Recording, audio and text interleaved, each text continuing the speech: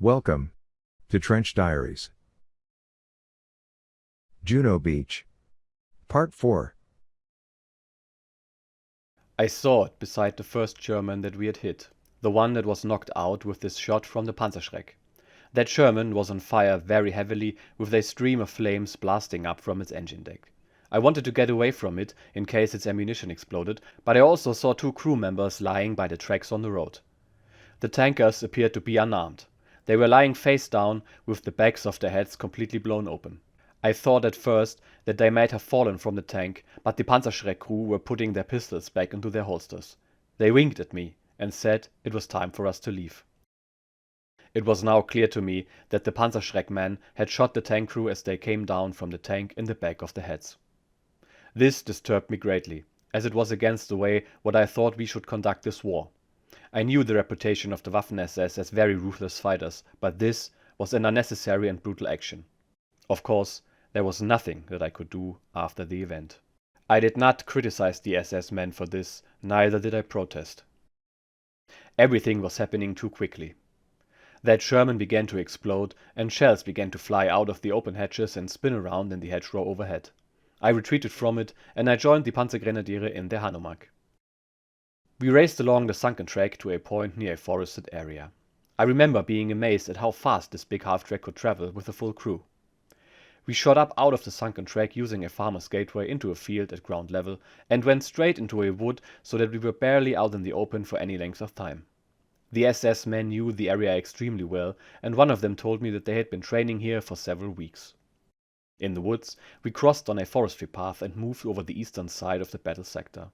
There were several fighter-bomber aircraft, which were of the British Typhoon class and notable by their large radiator intakes. They circulated over the woods as if they knew we were in there. One of these planes fired rockets down at random into the woods, and this caused huge explosions which set off fires among the trees. With their knowledge of the area, the SS team steered into a thick part of the woods, and although the going was slower, we must have been completely hidden there from any pilot in a plane overhead. We finally arrived at a small base on the edge of the trees, which had a sunken road leading inland and a large number of troops dislocated from their units seeking to rejoin their brigades. I recognized several men and officers from my regiment, and I disembarked to join them. By this time, it was around midday, and there was talk of a coordinated counterattack using the armored units dispersed to the south. I actually saw a line of Panther tanks on the edges of a neighboring copse, all being armed and refueled by their crews. There was a definite feeling that our resistance to the attack was being organized fully. With the various troops from my unit, I joined a truckload of men which was being sent south to reform in the afternoon of the 6th. On the way south, we passed small groups of panzers and Stuks concealed among the trees in the sunken roads, and we shouted encouragement to them. Our progress was constantly interrupted by fighter-bomber aircraft overhead, and we always had to jump from the truck and run into the ditches or under trees to take cover. I think it took almost 3 hours to cover 10 kilometers. There were many shells bursting in the fields, which seemed to be coming from offshore guns, and large numbers of dead and injured cattle around. There were also homeless French civilians who were moving without their possessions and obstructing the progress of the military. I remember that all of this was taking place in the perfectly beautiful landscape of the Normandy valleys, with their sparkling streams, ripe corn, apple orchards and pear orchards.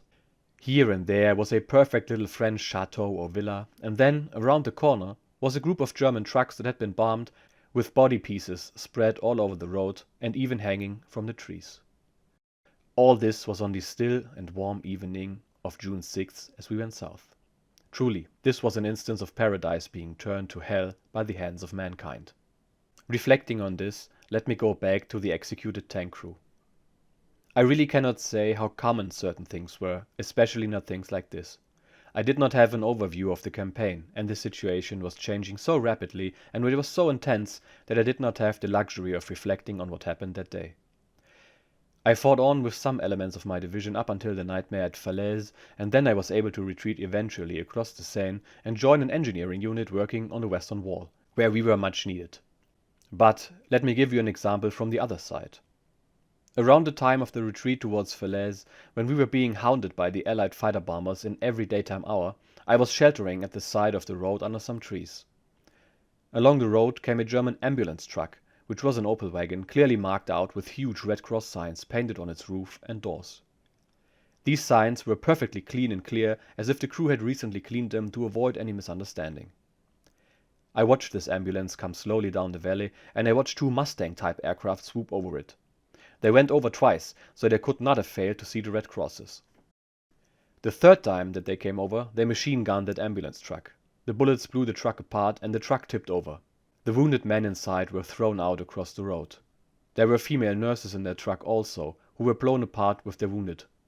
I can tell you that, after dark, for the sake of decency, we put all the different body parts into a ditch at the roadside. Perhaps they are still there today. I ask you, how different was this from the event that I saw at the crossroads in the Bocage country on June 6th? Was it better, or was it worse, as an example of human behavior? I do not know the answer to that question. It is my personal opinion that these events should not be forgotten. This is my main concern. The experience of these soldiers on all sides is recorded quite rarely, other than in commercial cinema films and so on, which are a mockery of what we experienced.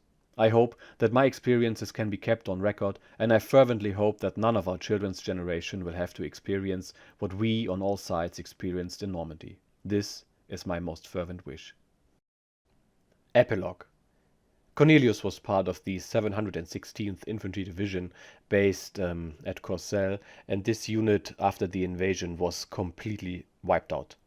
It was reinstated a couple of times, but each and every time it faced the full brunt of the Allied assault and was subsequently multiple times destroyed and reinstated. The last time the division faced combat was in April 1945, after which they were taken prisoner by the Americans in southwestern Bavaria. Thank you for watching. If you enjoy this channel, you know how the algorithm works. Like, comment, subscribe. It means a lot to me. See you in the next video.